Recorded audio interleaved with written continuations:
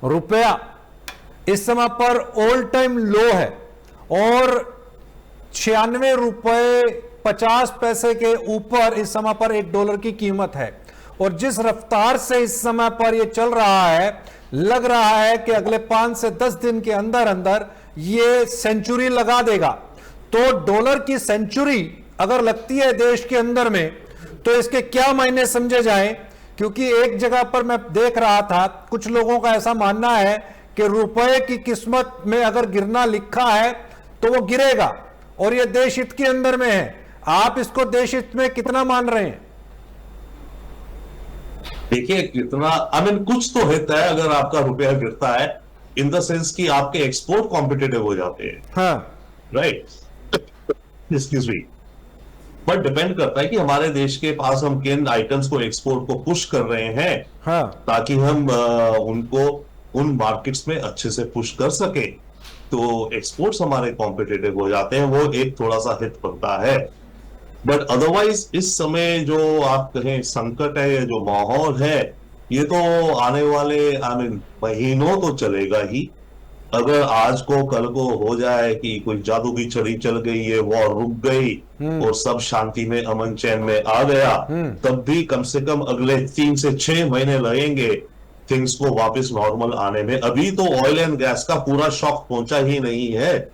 अभी तो जब वॉर शुरू हुई थी उससे पहले जो कुछ टैंकर चले हुए थे, कुछ LNG चले हुए थे, फिर कुछ रशियन टैंकर समुद्र में थे, ईरानियन समुद्र में जो थे उनसे तेल खरीदा गया, ये वो, और आने में उनको भी 2-3 हफ्ते, 4 हफ्ते, 6 हफ्ते लगते हैं। तो असली असर इस वॉर का तो अब आना शुरू होगा।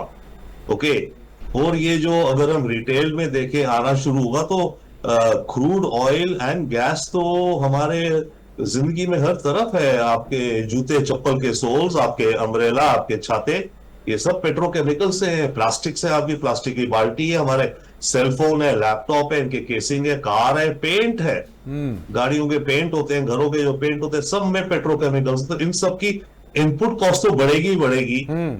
उसके अलावा ट्रांसपोर्ट कॉस्ट को आप अलग रखिए अभी। और जहां तक रही बात फूड की, वहां पर भी जो यूरिया हम अगर तो हम इंपोर्ट करते हैं, फर्टिलाइजर 1/4 करीब अपना जितना चाहिए, और जो हम बनाते भी हैं नाइट्रोजन बेस्ड फर्टिलाइजर, उसमें करीब 70 से 80% कॉस्ट तो LNG या नेचुरल गैस की है। बिल्कुल। तो आपकी फर्टिलाइजर की इनपुट कॉस्ट बढ़ेगी। जो 10 रुपए किलो आपकी गोभी उपज होती थी, आलू, वो 12 पे बढ़ेगा, फिर ट्रांसपोर्ट होगा।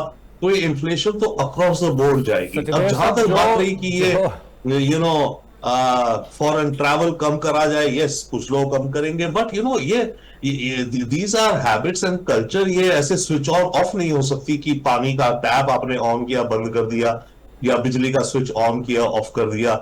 ये कल्चरल हैबिट्स है। और तो और आप कहिए, बच्चे हमारे देश से जाते हैं विदेशों में पढ़ने, सबसे बड़ी एक बहुत बड़ी फॉरेन एक्सचेंज का हमारा जो डॉलर्स चाहिए होते हैं, वो भी तो एक कंपोनेंट है। तो ठीक है, अपने बच्चों को बाहर भेजना बंद करो।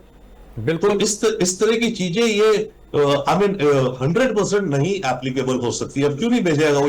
अगर अपने बच्चे को अच्छी आप चाहते हैं पढ़ाई इंडिया में, हाँ माना अच्छी यूनिवर्सिटीज आप भेजिए, इंडिया में क्यों नहीं है? नहीं है भाई उस तरह की यूनिवर्सिटीज, लोग भेजेंगे। तो ये चीजें, अब जैसे गोल्ड भी है, शादी हो रही है, अच्छा आइडिया राजीव जी का बहुत, कि बोलो कि आप इनफैक्ट इसको प्रमोट करना चाहिए, जो आइडिया राजीव जी ने दिया कि भाई ठीक है, आप उस नाम की FD बना दो, जब माहौल सही हो तब वो बच्चे के लिए आप गोल्ड खरीद देना। राइट, अभी क्या जरूरत है, गोल्ड देना है दो।